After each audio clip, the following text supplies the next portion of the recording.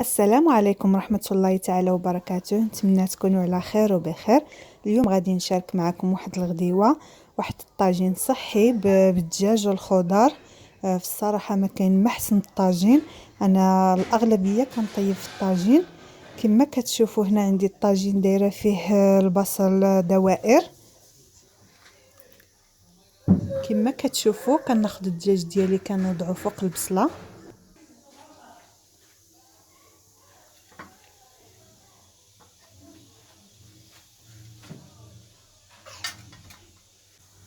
من بعد كناخذ بطاطا مقطعه على هذا الشكل طولي،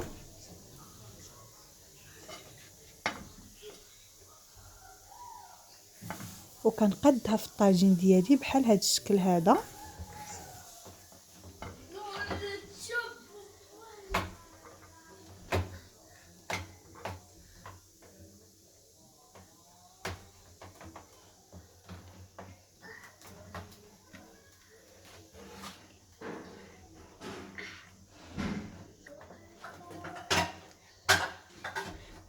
ومن بعد كناخذ شويه ديال الخيزو وشويه ديال البطاطا الحلوه،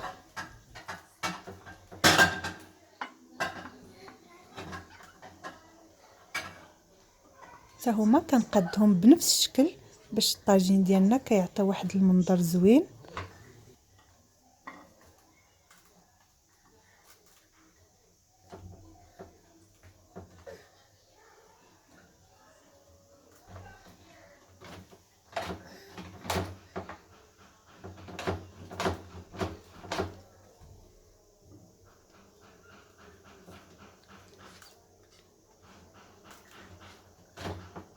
بعد ما قديت الخضره ديالتي على هذا الشكل، كنجيب شويه ديال الجلبانه كنديرها في الوسط،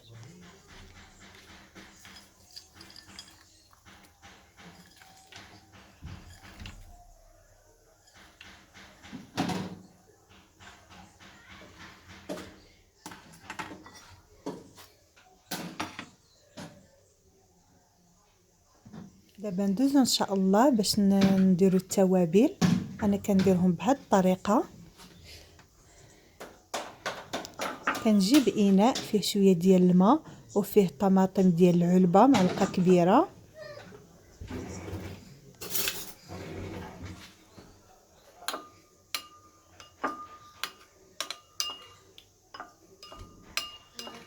كنحركها مزيان باش تذوب ليا في الماء.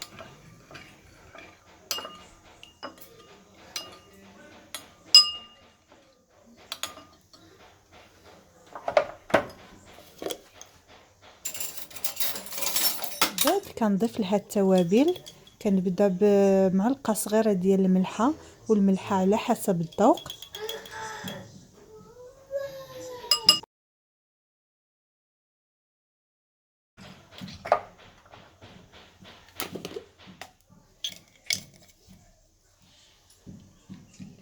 وكنضيف نص معلقه صغيره ديال الابزار،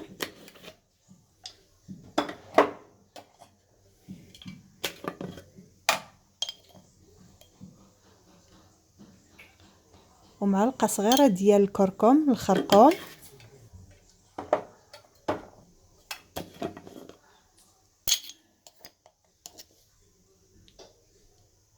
ومعلقه صغيره ديال السكينجبير،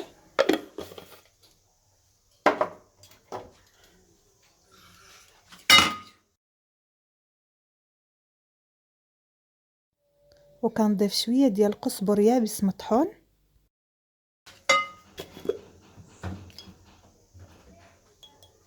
وكنضيف شويه ديال الحار، والحار كذلك اختياري.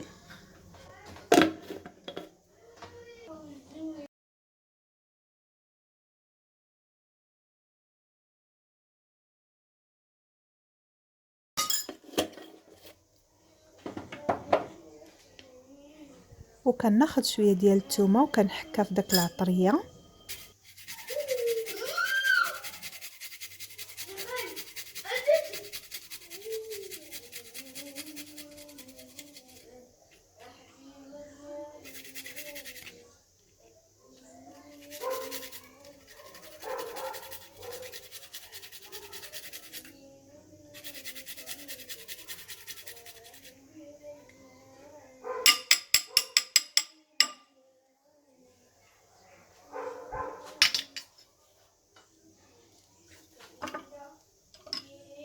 ومن بعد كنحركهم مزيان باش كيتخلطوا. كما كتشوفوا هذه هي لاصوص ديالنا، كتجي خاتره وكتجي مقومه فيها العطريه كامله.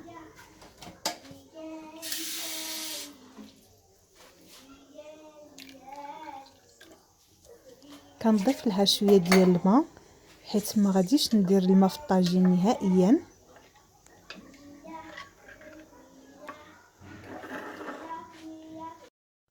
وكناخذ الطاجين ديالنا وكندير فوقو لاصوص.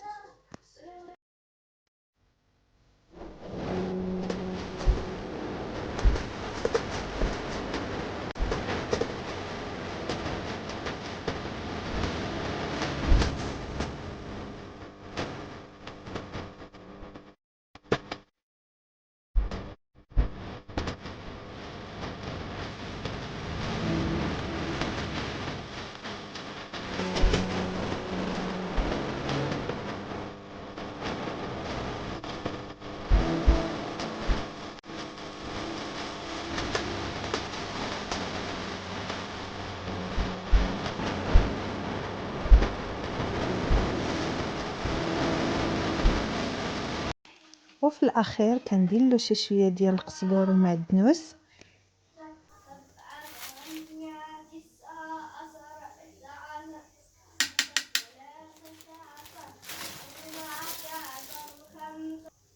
وفي الاخير كنوضعوه فوق النار مهيله باش كياخد حقو الطياب وكتطيب على خاطرو ما كيتحرقش، والمريقه كتولي خاتره.